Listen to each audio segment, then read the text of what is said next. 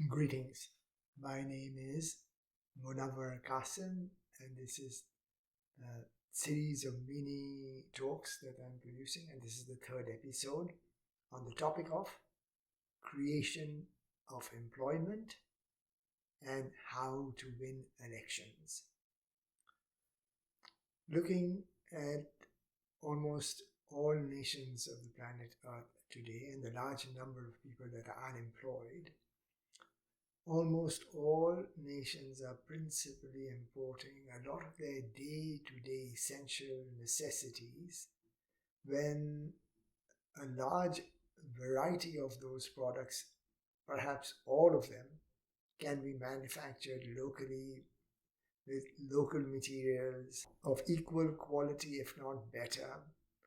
And this opportunity would provide a lot of encouragement to graduates, to the unemployed, for innovation, for flourishing in businesses, for discovering and pursuing their dreams, with a little bit of encouragement and partnership along with the private sector, the government, trade unions, banks, universities, all of them collaborating. We have outstanding amount of talent available to the university graduates, to the unemployed today compared to what it was even 40 years ago. Thanks to the smartphone, thanks to the exponential increase of knowledge that is available to all humanity today, and everyone has a dream to have a decent life, to have a decent income, to get married, to settle down, to have children. And if you simply import the basic necessities from into the country, we are actually following a terrible example. Major companies who are the beneficiaries of these imported items, the traders, the importers, the consumers, all need to go back to the drawing board to see how they can fulfill their obligations in terms of creating employment. The government's role here is very important to put in policy systems, methods in place which encourages growth of businesses, entrepreneurships, to provide all the necessary infrastructures available, and to even fund it generously initially till everybody can stand on their own feet. The aim of each person is to exceed his best in terms of whatever gift he has been endowed with. If we look at the youngsters that have emigrated from our countries and gone and settled in the West, each and every one, without exception, are doing exceedingly well. Each and every one can exceed and do exceedingly well also in their own countries if we provide the right business ambience atmosphere. And I think today, with a partnership of industry, trade unions, bankers, universities, entrepreneurs, and the unemployed, it is definitively possible. One of the biggest problems is lack of housing. It's not a question of lack of finance. It's not a question of lack of opportunities.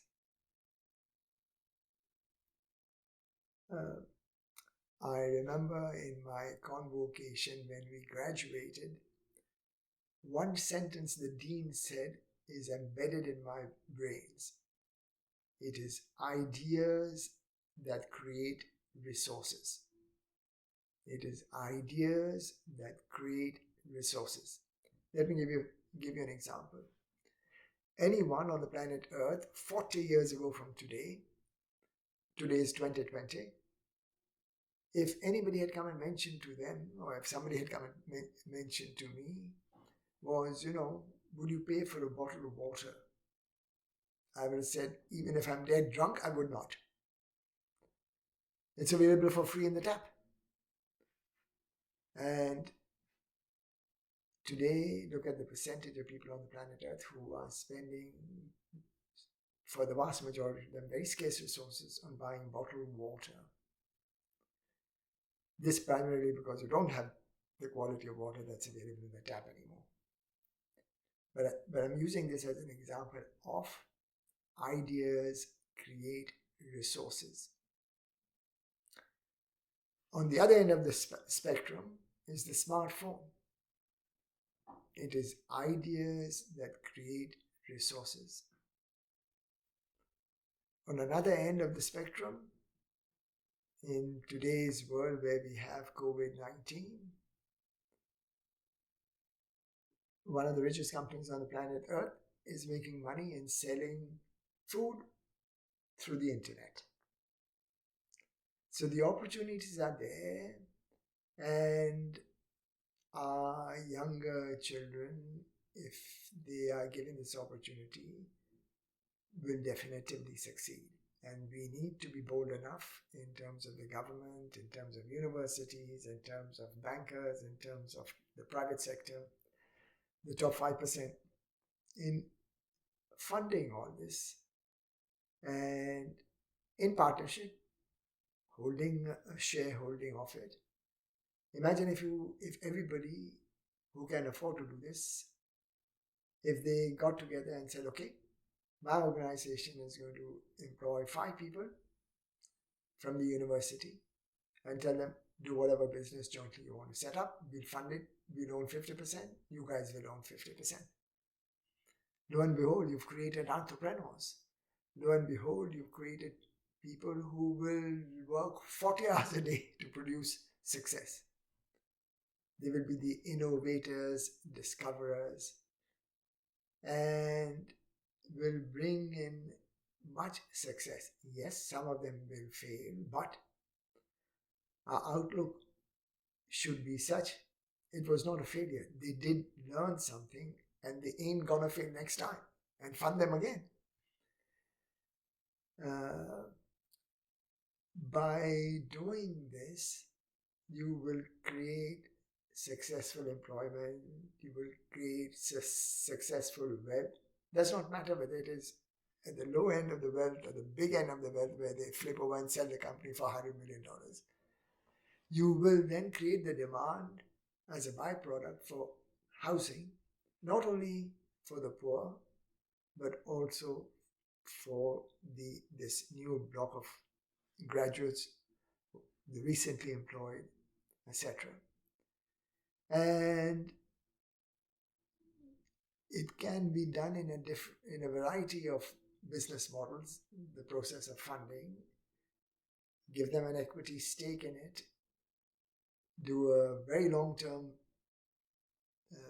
payback period, 20 years, 25 years. Any formula that you want, you can put it in. The mind is limitless. But we need to change our approach in terms of looking at the new perspective that we have, that it is not fair that you're importing such a large amount of items that can easily be manufactured in your own country. The second thing is, COVID-19 is an invisible virus that basically put the planet Earth in lockdown situation. This is the way God talks. He's conveyed a message to each and every one, including myself, that we need to correct the trajectory of our day-to-day lives. And I think the most easiest, simplest thing for each nation would be stop engaging in warfares. Stop buying weapons of mass destruction. Spend that money in your country in terms of roads, housing, schools, universities, bridges, stadiums, community centers, um, all sorts of technical schools, all sorts of education infrastructure. Spend that money in building sewage systems, drinking water systems.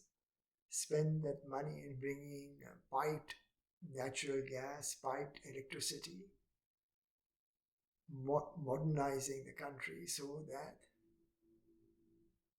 this the opportunity shared by everybody. The present business model does not work anymore. Let me repeat that. The present business model does not work, is not working. If it was working, every nation would only have less than 5% unemployed, less than 5% human beings that would be poor. The rest of them would be well off.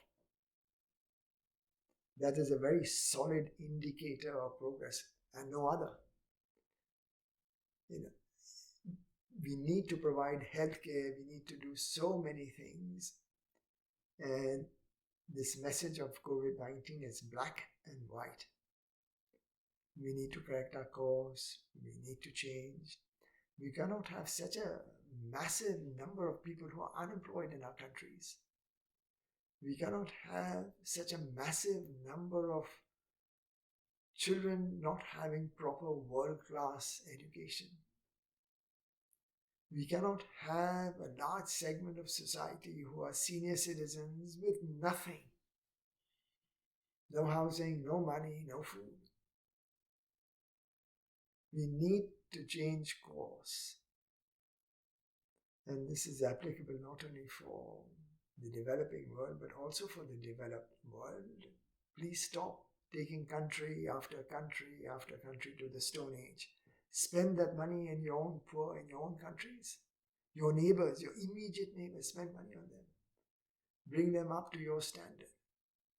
COVID-19, that's the message. Thank you.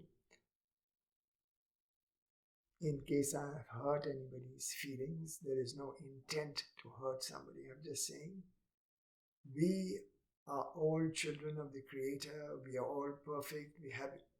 Each of us have been created by the Creator, and the Creator, by definition, as a God, has created enough resources for each and every single human being. We need to become viceroys. We need to be responsible in terms of how we are using the resources that we are gifted by God to us. You know, if we were to count the blessings from the Creator, we would never be able to count it. Please help the poor. Please set up systems where the focus is how to enrich oneself spiritually as well as materially. Thank you very much. Take care. Cheers.